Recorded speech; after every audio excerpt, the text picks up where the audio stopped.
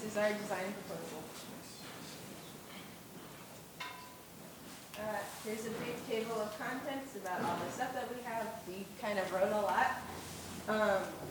And then going over just the overall High Rock experience, I had a wonderful time working with High Rock so far. We got a lot of opportunities to learn different things and do hands-on work and experience a lot of stuff, whether it just be having fun working in the fields or just wandering through the trails and being able to look at the entire trails. Personally, I have a very large connection with trails because it's something that I find incredibly relaxing, and I tend to try and do with my family at least like once a year, go to upstate, go to a trail park, and just relax and decompress. So it was a great opportunity to be able to make the park more sustainable so that way more people can have that opportunity and experience. So going to High Rock was completely different from what we're used to in the city. Mother Nature is a beautiful woman, but very harsh one with the weather. We had to work around mud, the rain, hail. One time, it was great. It was great. There's just little rain. No. But honestly, actually seeing it when it was raining and when it was snowing was really helpful because you got a better idea of what it would be like to access the park at all times of the year, so that way you knew what mindset to think about people going in the winter, in the fall, in the summer. It was great. So our team supervisor was Miss Angel. She was great. And I had the opportunity to work with many lovely people who were very hardworking and were very open to designing trails and really liked doing hands-on work in the parks. Some people who aren't listed on here are no longer, unfortunately, in the project, but they did contribute, such as Adam Fatihi and others. Unfortunately, Cole isn't here, but we had a lot of good people working on the team, and we had a large team, actually, of people who were just contributing.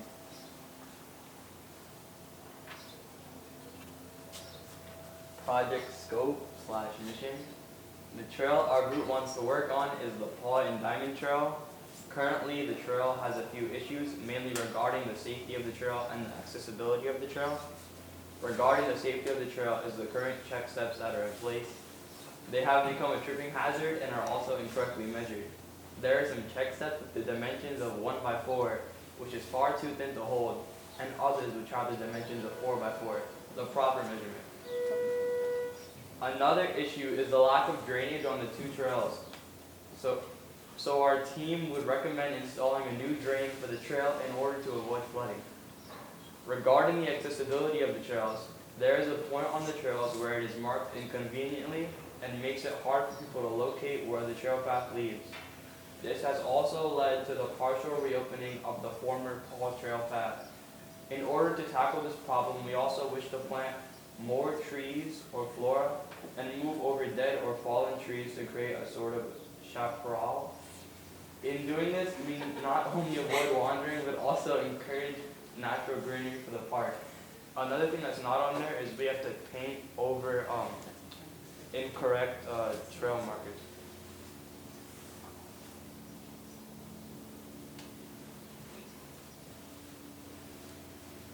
This is the second slide going over the project scope.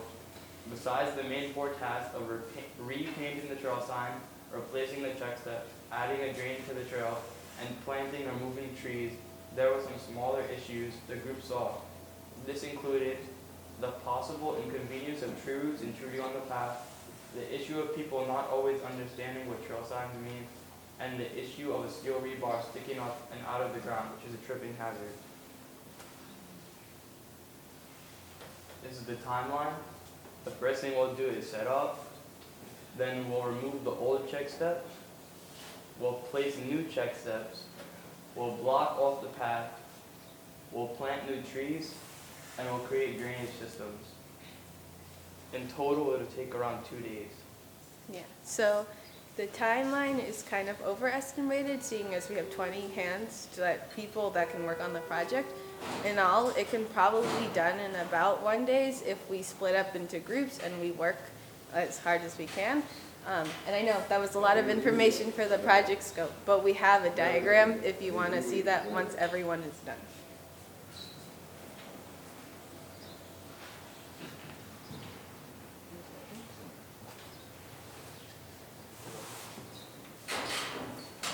All right, so before we can do anything, we have to look at the existing conditions we have here right now. So, as I said, Mother Nature is harsh. So, over time, erosion happens and the trail gets messed up a bit. So, the issues we have with unmaintained trails. Another issue that a lot of us had to deal with, and our shoes did not really like, was there was a lot of mud, so which indicates bad drainage. So adding a check step might help ease the water down the hill so it gets distributed more evenly. There's also a lot of tripping hazards from the trees being overgrown, not being trimmed, so there's a lot of roots just going around tripping, and there's like metal rods from before trying to help maintain the metal rods. So another thing was the old check steps was falling apart, so we obviously need to take that out. And then, as my partner said before, there was a lot of confusing signage. So trails, the paw trail, it had like one big tree, and it was telling you go left, but in reality you gotta go right. So that created another trail. So it's just messing with people's minds, and you don't want people to get lost. It's pretty much. So this is our initial concept. This is a beautiful design. As you can see, they're beautifully placed. And you can see how the vegetation just goes straight down in a straight line, guiding you straight down the trail, looking beautiful. So that would also help with the tripping hazard, the unsafe steps, all the issues we were talking about before, from the drainage, from the mud. It's going to be amazing. So this is the fee proposal. It will be approximately $250. This is an overestimate, as much of the materials is already provided.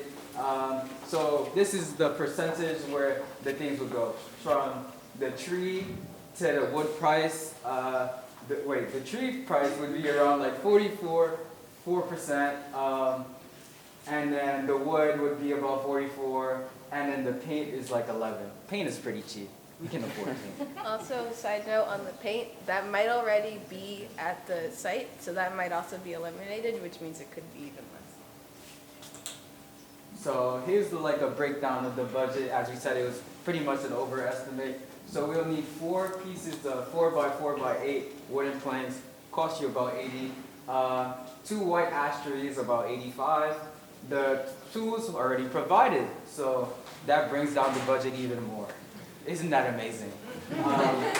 So we have we also have provided safety equipment, from the gloves to the helmets, so we keep our students and everybody working on this project safe and have a great time. So as we said before, the spray paint might be already included, but just to make sure ahead of time, we got the prices down, so you guys don't have to look it up. It's about $20. Come on, great. Next we have material overview. The check steps is going to be a 4x4x8, pressure treated to resist rotting, fungal decay, and termites. So basically any pests or bugs that might want to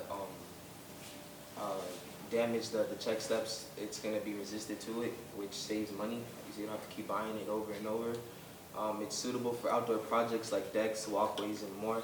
So it's very versatile. It can be used in whatever we like. It's safe and eco-friendly, and timber can be stained or painted as needed, so you can customize it how you like. The white ash tree. Planting American white ash makes all the difference in saving an essential native species. Cold tolerant down to -40 degrees Fahrenheit. Whether it's planted in sandy, loam yard clay soil, the American white ash tree will thrive. American white ash are highly flood tolerant and deer resistant. So this again is a tree that's very versatile when it comes to environment. It's able to handle harsh environments, so it'll be a perfect fit for the environment that we're putting it in. The tools and gears, all of these are provided except for the Dremel. That's optional, whether you like it or not. Yeah, the Dremel would mainly only be used to take out the metal pipe in the floor or cut it down. But again, that's optional. It can stay there. It's not really that big. Spray paint, black, white, red. It's an oil-based formula that provides superior rust protection, coverage, and durability. It applies easy to indoor and outdoor metal, so wood, concrete, whichever. It dries approximately in about 120 minutes. Flat sheen and superior rust prevention, so the trees will still be safe and protected, even though it has the spray print on it. Again, this is optional too if it's already located at the site. Next, we have the sustainability plan, which is how we'll be able to save money by using already natural environment resources that we have around us to save money and put them in place, like the planting trees will help reduce air pollution and can cut down on pollution prices. Using already dead trees instead of buying materials to block the trails and treeways, we can put dead trees to block the area off. Water drainage, this will make the trails be able to last longer because there's a lot of rain and flooding in these areas. Therefore, we need a drainage so it can make sure that the wood doesn't rot and the trails stay safe and last long. Plant Flora cuts down on invasive plant growing and correct planting will also help reduce on invading deer population.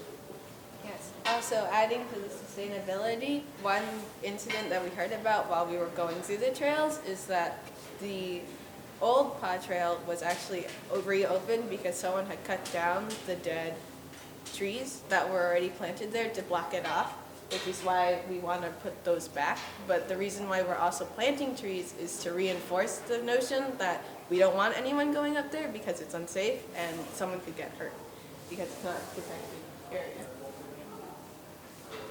That was our Thank you.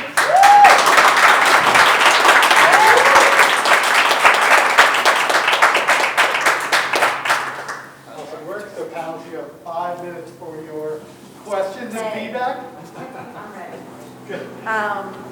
So can you talk a little bit more about where you're planting trees and what size they will be? And a little bit more about why you chose white ash over other species. So, I mean, you know, that's a couple of different questions, but more about the planting, planting of trees. So, We're planting the white ash to block off like the site that people shouldn't be going on. the reopened trail. Yeah, the reopened trail. Will you be Yeah, the putting it reopened on? paw trail.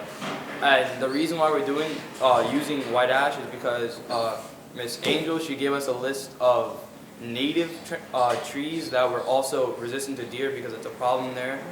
Deer like to eat up the trees or plants, and so the white ash falls into both categories. It's native and it's deer resistant, so that's why we chose it. Yes. Also, in terms of better placing, I have a diagram which I can show after everyone is done. But yes, it's mainly just it's convenient and it's useful for the environment that it would be located. And what size tree? Oh, they would. I think it said around 20 inches. 20 inches. Something when they put it down. So it's high enough where people obviously will be able to see. Don't go there because they're growing, and we'd probably also put like tape, like some kind of indicator to further promote that. But then once they grow, given enough room, they should be fine. Yeah. So, two things. One thing, I mean, usually sizing, I think the sizing you're talking about is maybe like a 10-gallon container, something like that. That's like you're talking about 20 inches high, like that. I believe it. Okay. And so about the species, my concern is emerald ash borer.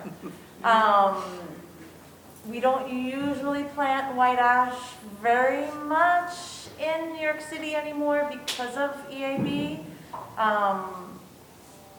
And I'm not an expert in emerald ash borer, so I don't know if like if it's like an absolute no, we shouldn't plant white ash, but I know that it's not a usual species right now to be planted because of the emerald ash borer, which is sad because it's a wonderful tree, as you've explained very well, the reasons why it is a wonderful tree.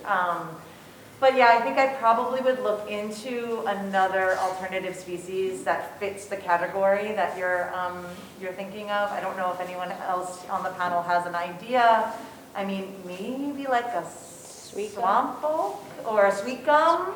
Those are both, might both be well. I don't know about their deer resistance though. But we could also look into tree guards, like deer gardens for your plantings as well. So just some other ideas.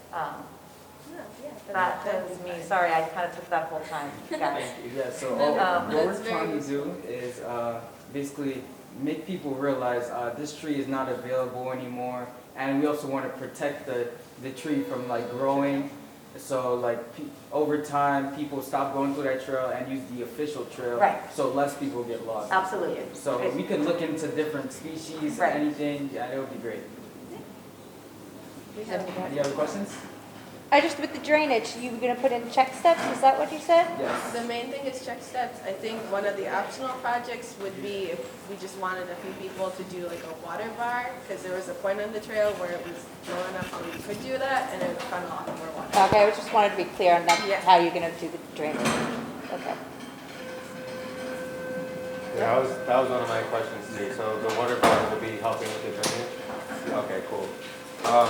And this, it's another tree-related question. Where do you plan on, where will the tree come from? Where are you planning on purchasing it? Yes, so from the site that we located, obviously it might change depending on if we want a new tree, but I think what we saw, it was from Home Depot. Home Depot? Yeah, but again, depending on change of trees, it might switch locations, so we have to get back. So I would suggest checking out the local plant nurseries, Yeah. such as Greenbelt Native Plant Center. They might even, you never know what they have readily available, because we want to make sure that we're not introducing, along with, like, even though it might be a native tree, we don't want to introduce any soils or anything that are coming from a nursery that's not approved, since it's parkland and it's part of the overall ecology. So that will be something that we can look into. Okay. Anything else from you? Good job.